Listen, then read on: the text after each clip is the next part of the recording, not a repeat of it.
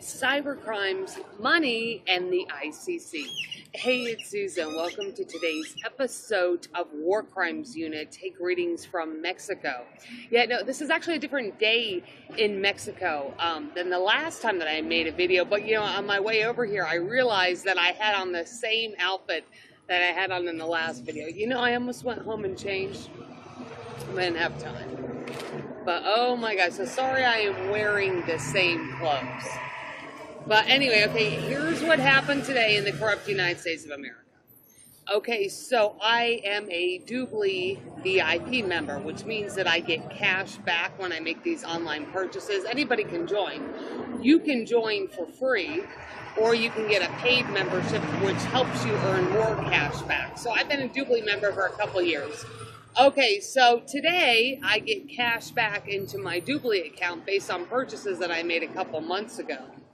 And boy, did the cyber crime start. I mean, it was only like $32 to start off with, but I lost at least $7.50, if not maybe a little more, because there's a few more discrepancies that I'm not 100% sure on, but I at least lost about $7.50 in cyber crimes today. Now, why is that important?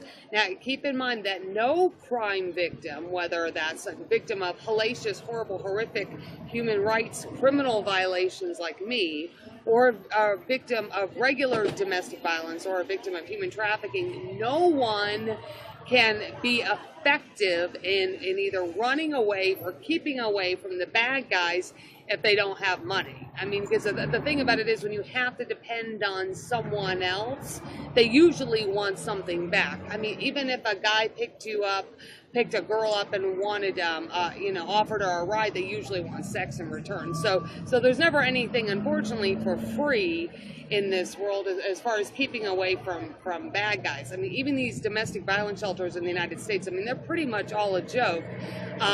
They basically want people to stay within the cycle of violence, because then they get more money in donations, or they get money from the state and so forth. So things never change. So basically, if you need to run away from bad guys, you got to earn your own money. But so today, the reason why they wanted to swipe all these money in cyber crimes through Wells Fargo and through a couple other ATM banks in town is to try to prevent me or keep me from having as much money as possible, so I can run away. So that was their motive. And then another thing came up today. So I belong to a legal forum that's out of Los Angeles. It's like the Los Angeles Law School. UCLA School of Law. So they do have an ICC forum. If you don't know what the ICC is, it's the International Criminal Court. Mexico. I'm sitting in Mexico. Friendly reminder, I'm sitting in Mexico because the country of Mexico has a formal ratified treaty with the ICC. Okay, so the question that has come up in the forum today is, basically, I'll just translate it into everyday English, is that the ICC wanted to get people's opinion on what they could do as far as letting more people know about the work that the ICC does. Well, okay, so I'm going to try to answer that question for you right now. Well, first of all, no government anywhere in the world, or no attorney anywhere in the world, is going to tell a victim that the ICC even exists. No one would want a victim to know that. Victim or victims, because the ICC handles population crimes, right? Okay, so they would not want a victim to know that there would be a potential legal option available. So no attorney, even the UCLA School of Law, I seriously doubt any attorney is ever going to publicly say to a victim, we'll just go to the ICC. Nobody told me to go to the ICC. I actually found them myself out of luck. I mean, I was just really doing internet searches and looking at different things related to human rights and international law and criminal violations and so forth. And I just somehow I wound up at the ICC's website by complete luck. Nobody told me that the ICC exists.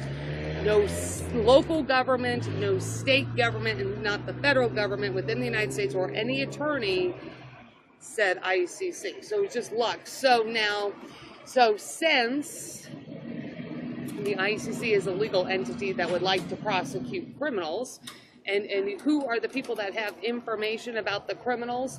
Well, either other criminals or victims or victim witnesses.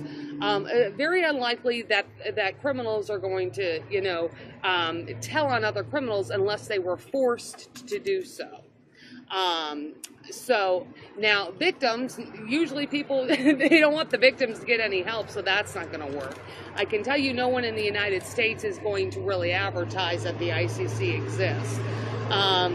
And so a lot of it is going to have to probably be from, in my opinion, people like me, either as an individual or private organizations that are really into human rights violations, human rights massive criminal violations are the only ones I think that will advertise it.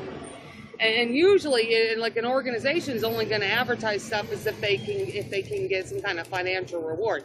I advertise all this stuff for free, and hoping that maybe somebody would buy some of my books. That would be nice. That would be nice if somebody bought some of my books, or if somebody bought something from the iSues Home Shopping Mall on Facebook. But certainly that is not required. I actually make these videos to help build my case. So advertising, I think a lot of independent advertising is what the ICC definitely needs to get the word out on how they can help victims and victim populations of horrendous crimes. That's today's episode of a War Crimes Unit. Keep your stun gun, machine gun, or automatic weapon handy. There's real criminals and terrorists out there, not me. I'll see you next time.